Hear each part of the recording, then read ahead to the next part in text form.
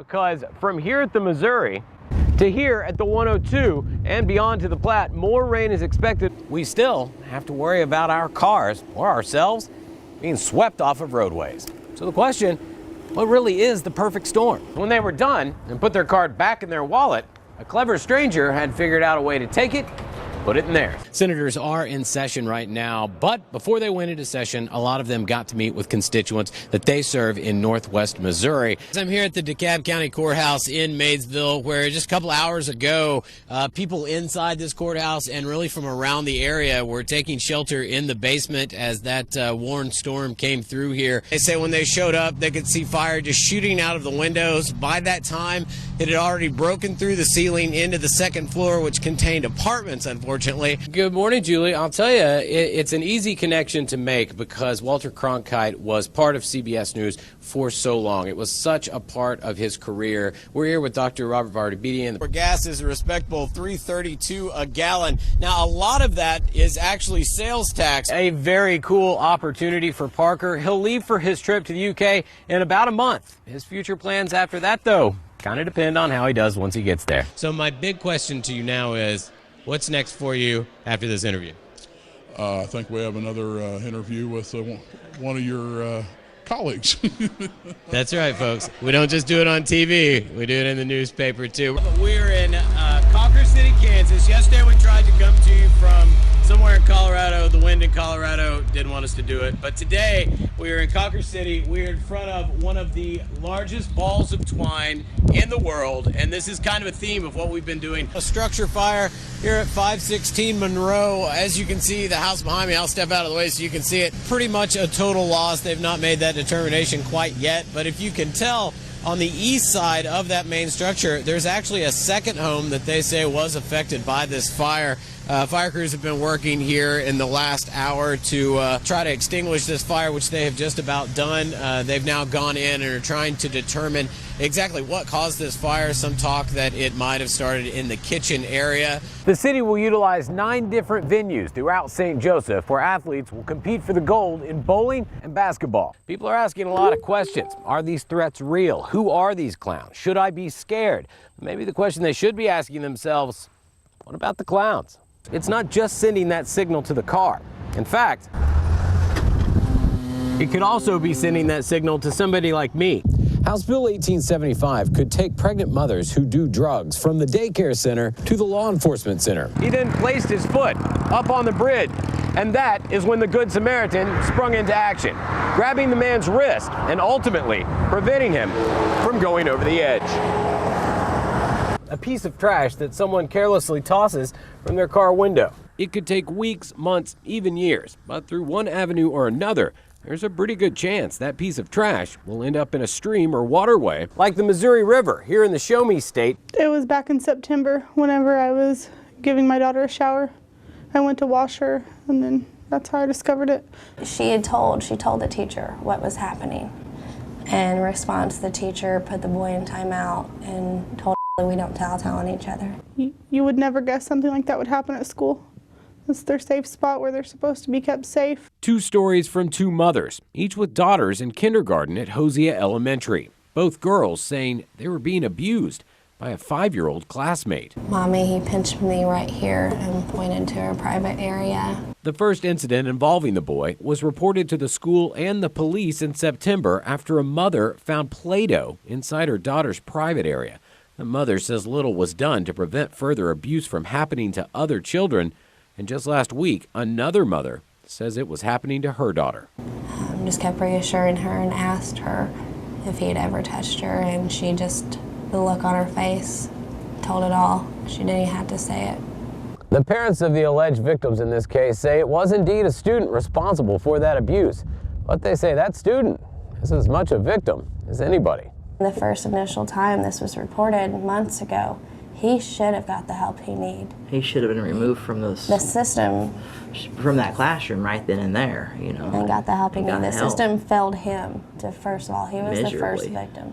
And they say after reporting the incidents to the school's principal, they were asked to stay silent. He basically asked us to, keep this quiet and small, let him investigate. Kept on saying, let's make this small, not big. District Transportation and Safety Director, Dr. Jake Long. Based upon the information that we had, we put in actions and procedures or whatever it may have been that address the specifics of the facts in which we were able to determine. I'm going to point you to something. This is a story we did in December. It's about that student that brought the gun to school. Yeah. I highlighted this. It's a quote from you, and it's basically the same answer here. Sure. I mean, is that just a blanket answer that you have to give? No. Long says because of privacy concerns, there's little more he can share, but that an investigation into the most recent reports is underway, and the safety of students in the district is top priority. They did nothing to the measures held up to and their responsibility to be able to prevent this from happening again. They weren't even protecting the other kids. I feel like it was swept under the rug, kept hush-hush. Alex Flippin, Fox 26, KNPN. So I just tore a piece of paper in half and just wrote like, "Hi, my name is Mason," all this other stuff. That was in 2012 when Mason Jasinski was just 12 years old. The now 18-year-old from St. Peters, Missouri, shared his story with us while visiting family in DeKalb. And I just rode my bike down to the creek and threw it in. Mason says he still visits the creek where he watched his message in a bottle float away, and he says he often wondered whatever came of it. I thought I'd just wash up, never be found. And it did wash up on an island in the middle of the Mississippi River, an entire state away. How do we know? Because of a young river cleanup volunteer named Lily Lindner. He wrote on the bottle, "Take me home, exclamation point, exclamation point, exclamation point." And so we're like, oh man, we got to open this. Lindner found the message in a bottle while on a spring break trip with friends to help clean up the Mississippi. As it ends up, that bottle had been on quite a trip of its own. Mason's bottle ended up only traveling about 30 miles, but it took about 6 years to do that. And in that time, a lot had changed, including Mason. The message itself, though, it remained the same. When you open up the message, his childhood handwriting was in really neat block letters, and the message itself was really endearing and so sweet. The message had wormed its way through creek after creek, twists, turns, at least one river, eventually going from St. Peters, Missouri, all the way to that island in the Mississippi in Grafton, Illinois. The next step in this story, of course, was a no-brainer. That was our next step in the mission. We were we have to find this person. We have to let him know that we found this bottle. There was a whole bunch of people messaging me about it, making sure that I was the right Mason. 6 years, somewhere between 30 and 50 miles. Heck of a journey, but an even better story. It was kind of fun to think about all that's transpired since this bottle has been in this creek personally, and then, in the world in general. That's 6 years later, and I was 12, and now I'm almost 19, so yeah, I never thought it could happen. It's like a little time capsule, and I was like, that is absolutely correct. That is so accurate. For News Press Now, I'm Alex Flippin. I'm starting this story differently than I have any other in my career. I'm able to report it because I'm a journalist. I want to report it because I'm a parent. It starts with this little box at the front door of a St. Joseph High School. It represents one of the first layers of security for anyone wanting to get inside. Hi, how are you today? Who are you here to see? I'm Mark Warren, Vice President of Strategos International. Warren's company helps train schools, churches, and businesses what to do to prevent intruders from entering their buildings and what to do if it ever happens. We look at it from an intruder response. How would a person get into the school, and how can we create the layers needed to give us time and become a deterrent in everything else? On a recent trip to this school, I pushed the button on this little box, expecting to be asked who I was and why I was here. Instead, I was told the door was open and to come on in. It wasn't the first time it had happened, but because of recent tragic events in the news, it raised some alarm bells. You see this on a regular basis. You're not the first one that's seen it. I've seen it way too many times where the buzzer goes off, they just push the button, they don't even look at the screen to see who's there. So we put it to a test. We sent a News Press Now producer with a hidden camera to each of the 3 public high schools in St. Joseph. She has no children and never offers a reason for why she's visiting the school.